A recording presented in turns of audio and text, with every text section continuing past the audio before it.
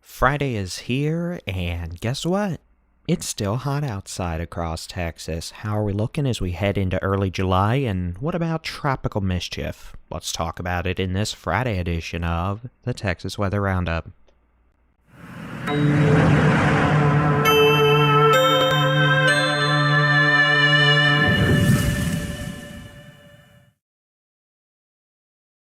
Thank you to Storm Pro Solution for sponsoring today's Texas Weather Roundup. You can find them on the web at stormprosolution.com. Good morning, I'm Texas Storm Chasers Bully-in-Chief David Reimer. It is Friday, the 28th of June, 2024. It is hot, it is humid, and yeah, it's summer in Texas. That's about all one can say about that.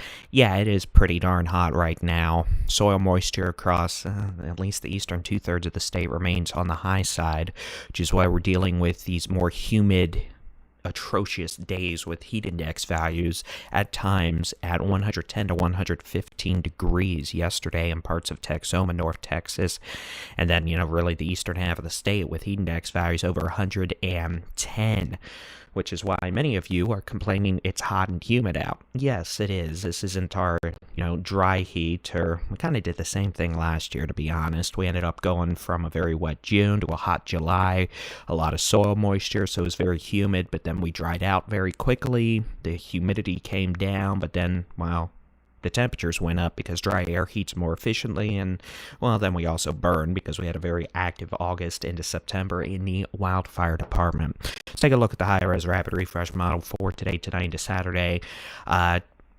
Sea breeze is going to be a main focus for isolated scattered thunderstorm activity each afternoon through the weekend across the coastal plains, coastal bend, southeast Texas, the Golden Triangle.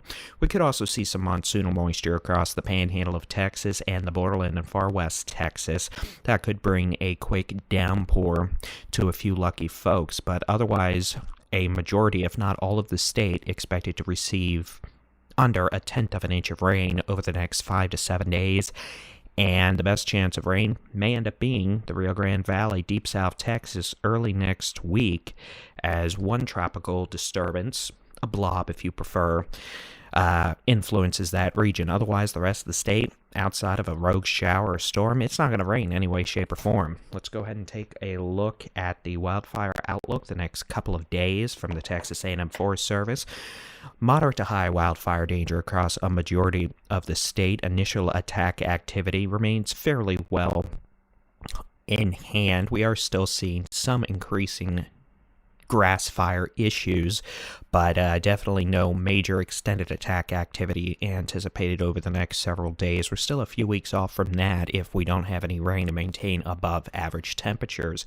But one thing to keep in mind is after a relatively wet spring, or at least a couple of weeks in the spring, the amount of surface fuels will be above average, and as they start to dry out, we're going to start seeing the burn index, burn component, whatever, the energy release component increase, and that could be an issue as we get further into July and August if we don't have widespread rain or tropical mischief. Temperatures over the next 5 days across the state of Texas. Well, guess what? It's hot today. High temperatures approaching 105 to 109. Northwest Texas, the Big Country, the Permian Basin, down to the Trans-Pecos, the Big Bend. 105 in El Paso, 101 Amarillo, 103 in Lubbock, 106 in Vernon. Looks like about 104 in Abilene, 105 Midland, Odessa, 100 101 at DFW. Looking like maybe around 100 to 101 in Waco, upper 90s, 98 to 99 in both Austin, San Antonio. 101 to 103 Del Rio, Laredo, 96 in McAllen, 96 in Houston, 97 in Tyler, Longview, Marshall, 99 in Texarkana. Heat index values of 105 to, at times, 113 degrees Fahrenheit. Guess what? Same story tomorrow. Sunday might be a little cooler. Highs still, in the or pretty much in the 90s to lower triple digits, but maybe a couple of degrees cooler. And then we go right back up on Monday. Monday looking like 102 to 103 in DFW, 102 in Wichita Falls, 97 Texarkana, upper 90s to lower triple digits, Waco, Austin, Georgetown, Round Rock, San Antonio, New Braunfels, Del Rio, Laredo. We might even hit 100 in Houston officially on Monday, 102 in El Paso, and then Tuesday, ouch, we go right back up, looking like above 105 degrees. North Texas, Texoma, Northwest Texas, the Big Country, the Panhandle, the Permian Basin, the Trans-Pecos, into the borderland with triple digits across Central Texas, the Brazos Valley, East Texas, Southeast Texas, down into the Edwards Plateau. So in case you're wondering, how's it looking next week? It's going to get hotter, and it's going to stay hot, with widespread precipitation not in the forecast. So if you're wondering how the 4th of July is looking right now, I would bet on afternoon high temperatures in the triple digits with showtime fireworks price still well into the 90s. It's going to be hot this year, as most years are here in the state of Texas. Now, here's what we are going to have to watch for our next big weather maker. The tropics are heating up. They're actually heating up pretty early this year. We're watching two areas of tropical mischief. We've got Invest 94L. This is going to be off the Yucatan Peninsula, moving northwest over the Yucatan into the Bay of Campeche in the far southwestern Gulf of Mexico this weekend, early next week.